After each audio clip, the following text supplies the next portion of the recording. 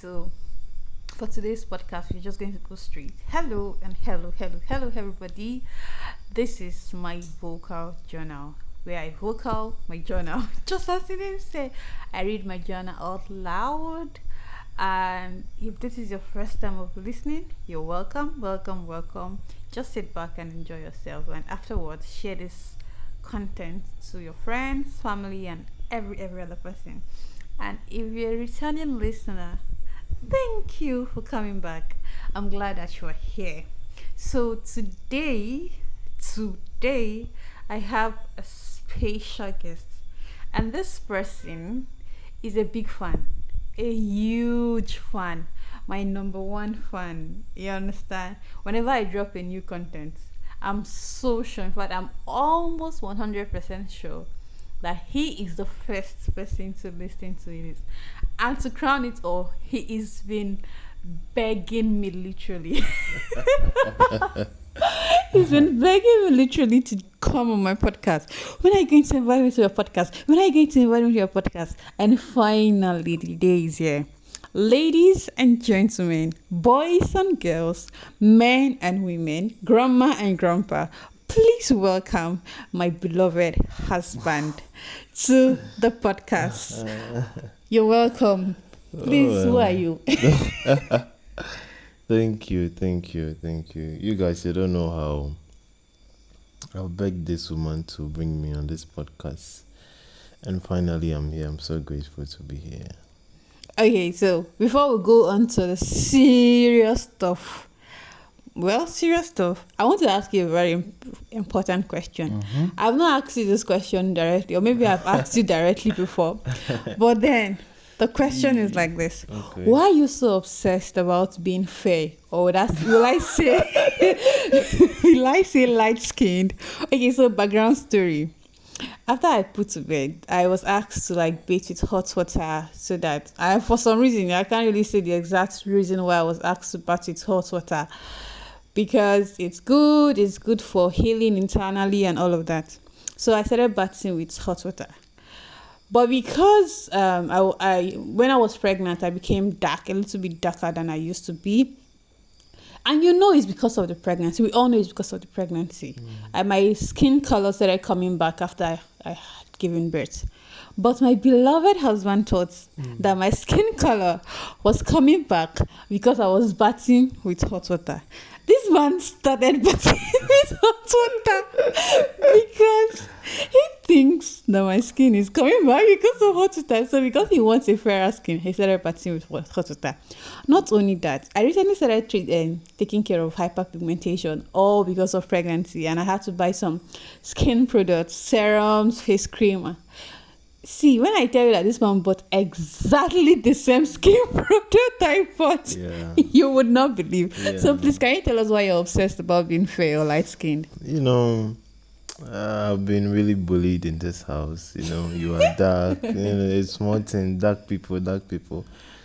So just wanted to see how it feels to be fair, so that I will have peace. Oh, so nice. Because of me, you want to be fair. Yeah. Well, you can't be fair. You're still a black boy. Well, you still married a black boy. So you still a black boy. Okay. Yeah. All right. So now on to the serious stuff. Where will I start from? Should I start from your experience being married for a year, or should I start from postpartum or pregnancy? Which would you like to talk about first? Okay, so let's talk about pregnancy. This is my first time ever, going to the labor room, like being there presently.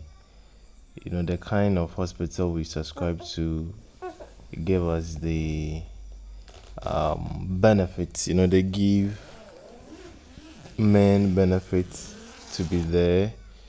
I think they have made arrangements, and so everybody is lying in a cubicle. So it's like your own space, so you can be there without seeing what's happening in the next place, And I must say, the pregnancy journey, it has been so wonderful. It was so wonderful. I've never in my entire life stay with a pregnant woman before. You know, it was a lot. It was a lot, because the changes the pregnancy came with, um, making sure there is, what do you call it, cold water every time, at your disposal. Every time you have to make sure there is ice block, every time cold water. She didn't like normal temperature water, yeah. And it's been quite a great experience. I don't even know where to start from, so 9 months, it was a very interesting and somewhat tough experience for my wife, especially because she is the one carrying the baby. And this is her first pregnancy, so she was new to a lot of the changes that she experienced.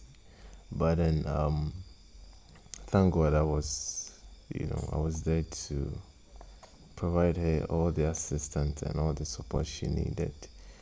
I remember I had to take up certain responsibilities on her behalf, at least make sure she is having enough rest as she's supposed to. And very important, I went with her for almost all her antenatal appointments, so it was easy for me, like the day that she got into labor, called the midwife, described certain things that we were seeing, and she advised we rush her to the hospital. We went to the hospital. I was there, throughout the process. When the baby was coming out, I was there. More, it's. I don't know what to say, but you know, she's my champ. She's my champ. Aww. She's my champ. She really did well. Um, the baby, as of the time we got to the hospital, was weighing 4.0. Can you imagine? And by the time she was being delivered, she was 3.8. She was quite heavy. She had to go through some tears and stitches live, like, the pain, the agony, the screaming, even though sometimes I use some of the things she said to tease her, but it was not funny. It was very, very tough, but I thank God that God saw her through, God used amazing people to attend to her. They were patient with her. And by the grace of God, we had our baby girl on a Sunday. Well, my wife is also Sunday, by the way. She refused to push on a Saturday so that we enter Sunday, so that you have somebody that she's the same day with. Yeah, so the pregnancy was, was good. It's a lot of experiences. Now I look at women from a different perspective, from a different and entirely different point of view. I mean, they are strong. They are strong. They are strong. They are strong. Hey, the pain that they endure. Oh my God. I mean, my wife is a superstar. My wife is a superstar.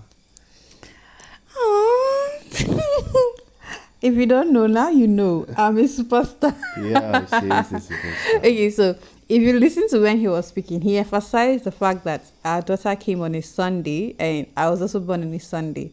And that's because over here, they literally name children after the day they were born. So if you're born on a Monday, you have a name. So when someone calls their name, you can easily say, oh, this one was born on a Monday. So each day they have a name, they name each other. That's why when a child is born on a particular day, you would definitely know that this child was born on a particular day. It's not like where I'm coming from. You can't even, some people don't even know if they were born on a Monday, on a Yeah. Tuesday or Wednesday. Yeah. So that's part of the culture shock I Yeah. faced. So, Mr. Man, Mm. you left your whole country, Yeah. all the fine, fine ladies in your country, Mm-hmm. and traveled all the way down to my country to Mm-hmm. marry wife. Yeah. For me, it's not been an easy transition, Yeah. especially when I have to use some of my country slangs and you ask me, what is the meaning of this? What do you mean by that? Like, Oh, what's the meaning of shine Bobo? what is, who What's doesn't the know the meaning of shine what bubble? is the meaning? Okay, what is the What meaning? is the, Tell us. okay, now how am I supposed to Literally, someone explain? who doesn't know what it means. What's the meaning of shine Bobo? How am I supposed to explain shine bubble when shine bubble is self-explanatory? It's not self-explanatory. What is shine Bobo? Shine bubble. Shine. God, how is shine bubble not easy to know? Who doesn't know what shine bubble is? I Like don't know. somebody that is shining, literally. So what's the Bobo? What's that? Bobo is Bobo is Bobo. exactly. Bobo is Oh Bobo. man. So please tell me how it's been like this 1 year being married to someone up in your country, having to navigate, learn. Just tell me, this is your first time being married, I know. All right. So first of all, it's not about marrying someone from a different country. I believe marriage is a long-term business. So if you are doing this or you are entering this kind of venture, not venture. Venture. It's venture, it's not venture. Venture. This is one of the problems you're having. You always want to think your own is right. Anyway, so if you are entering this kind of venture, you want to make sure you are making the right decision because it is for life. And so you have to be very, very careful. My wife and I, we started off from a long distance relationship, and it was really, really, really, really not a joke. We had gone through a lot of things, a lot of testings, a lot of survivings, and a lot of shakings. A lot of things have built us together to this point by the grace of God.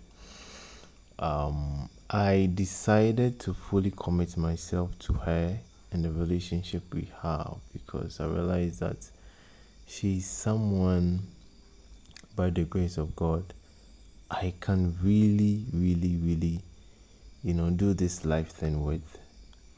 I obviously had to make my checks. I traveled down, went to see her, went to see her parents, went to see where she lives, spent some time with her. Because of work, I couldn't spend more time, but at least I tried. And I prayed, very important. I prayed a lot. I saw the face of the Lord, had my confirmation, discussed with some, people I consider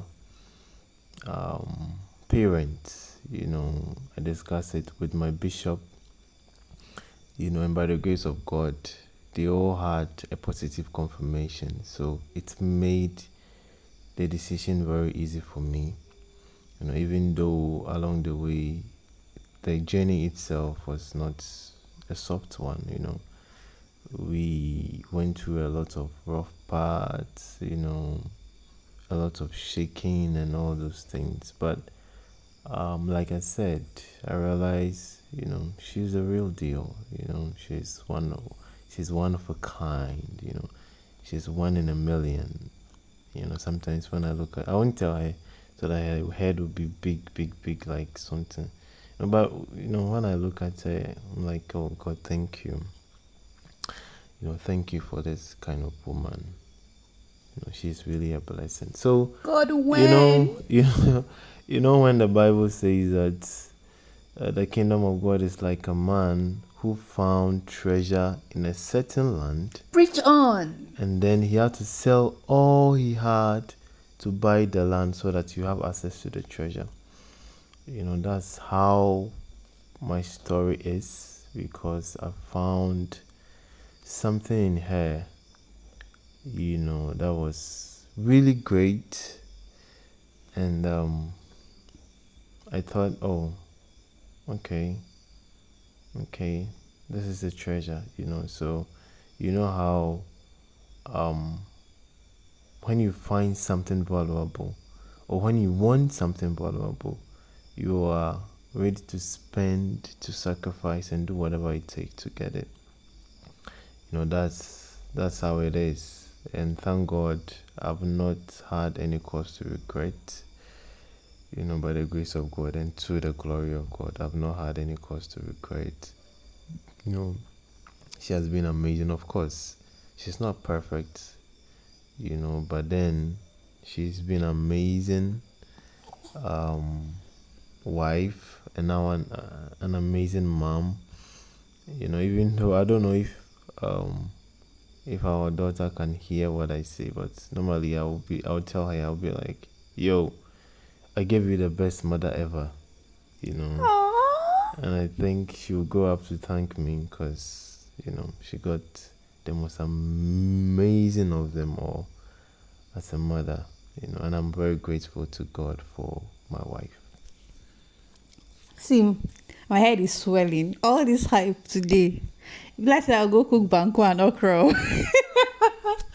Okay. Yeah. Oh, you're so sweet. Oh, my head is swelling. Yeah. Okay. So let me ask you a question. Since you asked me, what's the meaning of shine shine Bobo? Mm-hmm. Please. Mm-hmm. I started with please Okay. because I want to ask the meaning of please. Why do you guys add please to everything? Oh, please, good morning. Oh, please, how you doing? Oh, please, come here. Oh, please, go back. Oh, please, come and eat. Oh, please. It's like, please is everything to you people. Why is that? And it's not like you guys are humble or what. What's the meaning of please every time? It's something that is part of us. It's like part of our culture. As you grow up, you pick it up from conversations. You are taught in the house. It's a form of a polite way of talking to someone. It's wouldn't say it makes you humble, but it's it makes you sound polite, and that is how we have been, growing up as children. You pick it up from school, from work, anywhere you are. You just say please. They are part of this place where some clan, even before they insult you, they will say please before they insult you. So the please is like part of us, kind of. That's perfect. The please is part of it because the please does not even like portray It doesn't humility. say anything, Abi. No, because you can literally use please, just like you say, to insult somebody. And what do you even mean by please good morning? Why is please and good morning? Where is the relationship? How do you say it from where you from? Just good morning. And It's that's it. enough. It's enough. Yeah. Do you say please? How are you? No, why would you say please? How are you? That's how we are.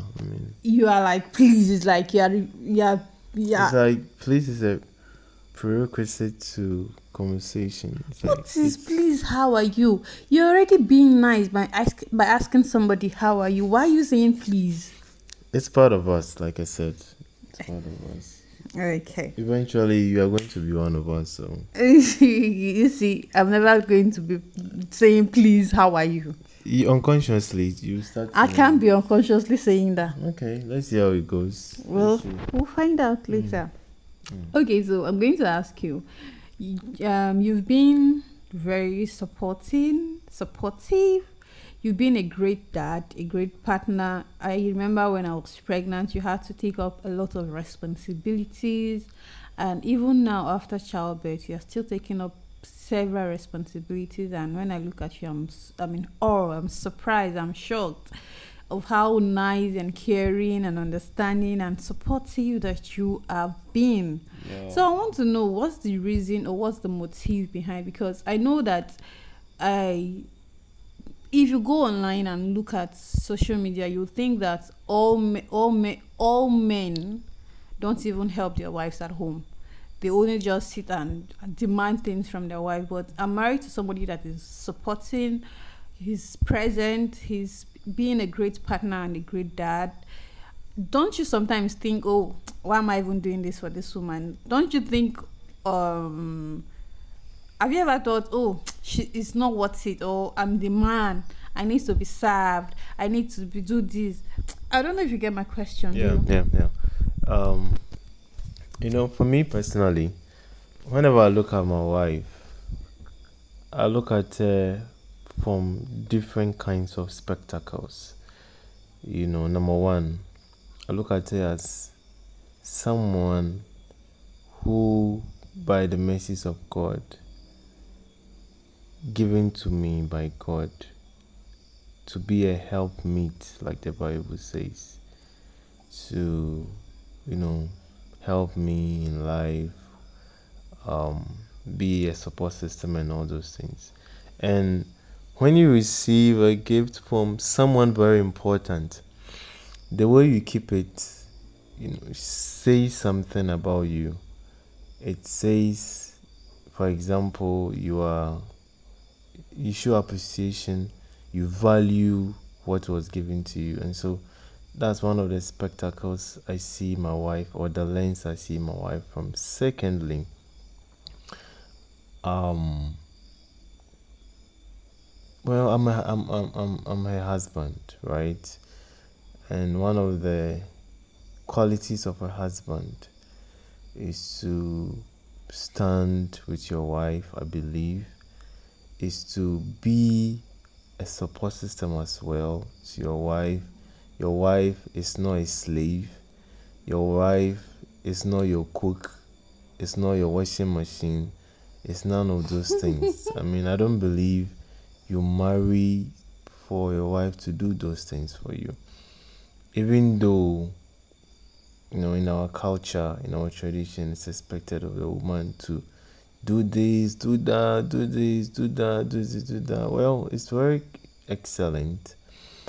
But then I see that, I know that the value of a woman, supersedes that. They have a lot to offer than doing house chores, keeping the home. They can support you spiritually, they can support you with what you are doing.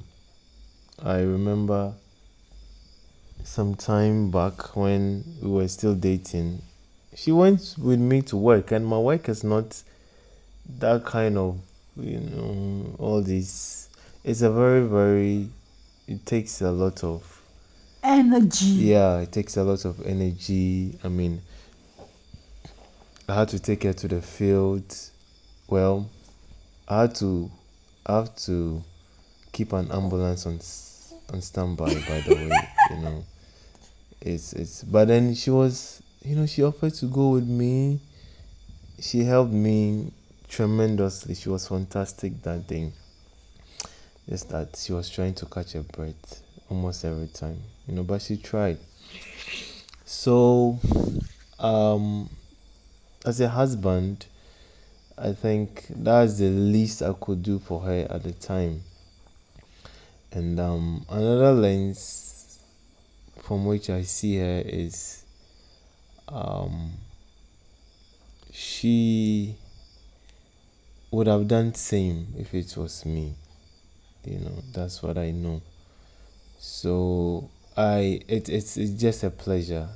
It's just a blessing to be there to ease the burden for her, to and in our circumstance, or in our scenario, she left her family.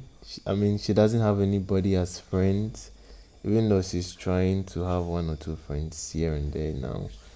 But I'm the only person she knows, literally, in this place. So it is my responsibility, the greatest responsibility falls on me, for me to make sure she's happy, she's okay, she's somebody's daughter.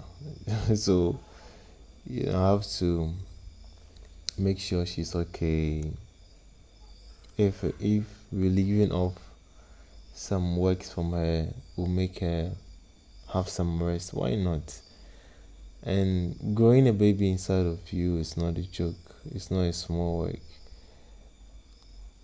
This woman went through a lot of things.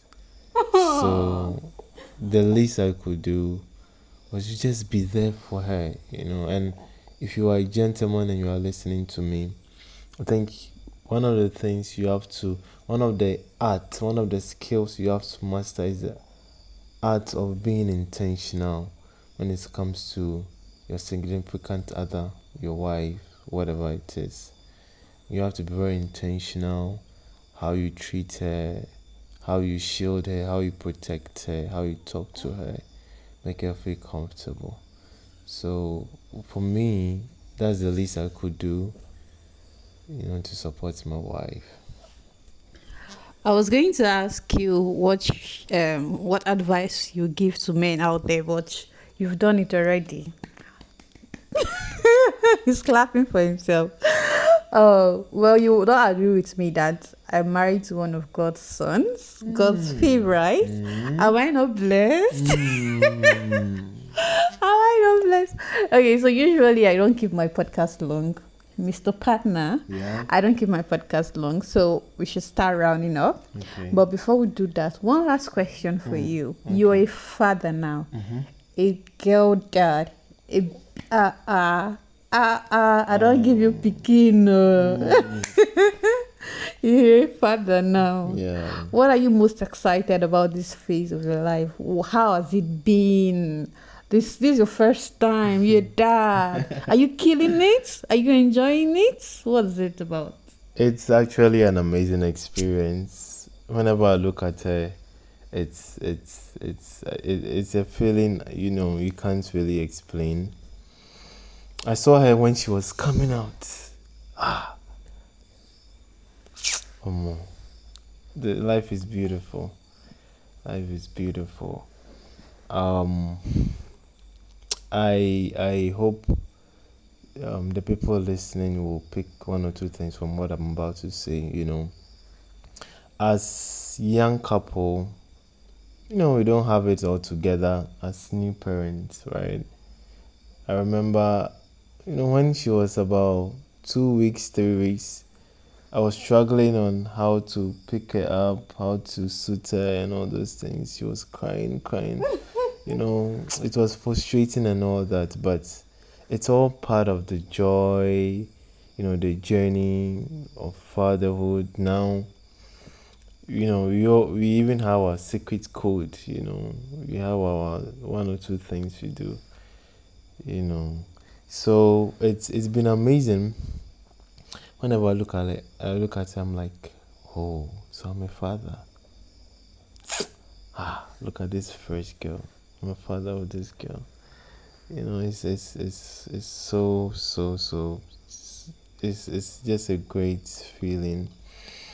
It's just a great feeling, and I'm praying for her. It's a privilege when I'm carrying her, praying for her, speaking over her as a priest of this house, establishing a destiny, putting her life in order, watching her grow from zero till now. It's amazing. Now she can laugh a little. A lot. Yeah, I've been privileged to be part of her growing up, seeing her growing up, and I'm believing God that she'll become what He brought her to us to become. We believe that she's a gift from Him. We have already dedicated her to Him back, to use her as He pleases. And I've vowed to do my best as a father, as her father, to train her. The Bible says that a child or bring up a child the way he should go, so that when he grows up, she will not depart from it. So we are believing God. We are partnering God as parents, in partnership with God, to raise her to be a formidable force in the world.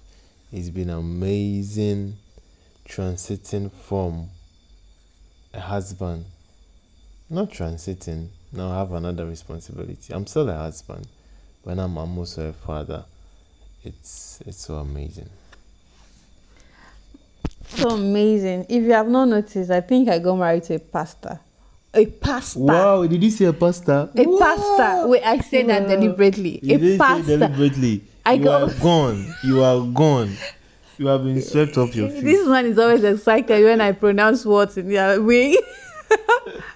If you've not noticed, I got married to a pastor. Yes. Or else I would say a pastor. It's not a pastor. It's pasta. Is it spaghetti? It's not spaghetti. That's how it is. It's not pasta. It's pasta. It's not pasta. It's pastor. Okay. Yes, it's been great having you here. Finally, you are here. And I know you enjoyed it. And I'm glad I also enjoyed having you here. Please so invite me more. Be inviting me more. Okay. Yeah. As you wish. Okay, so because today it's not me, I won't do much of the talking. So I'm going to give it back to him to give his closing remark and end the podcast for today. Over to you, sir. All right. So thank you guys for sticking with my wife. Thank you for listening to her podcast. Thank you for sharing. Thank you for subscribing. She's such an amazing woman, amazing wife, and now an amazing mom. I thank God for her life, and I thank God that she has created a platform. She's using it to educate people. She's using it to encourage people. And she's using it to share her life experience, to help give people hope and give people some sort of something to look out for. And I want to say kudos to my wife.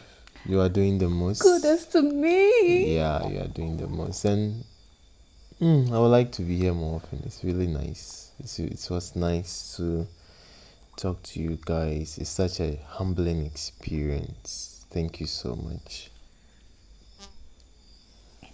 All right. So they said I should sign out, So see you guys and see you next time. Until next time. Until next time, God bless you. And we love you. Bye.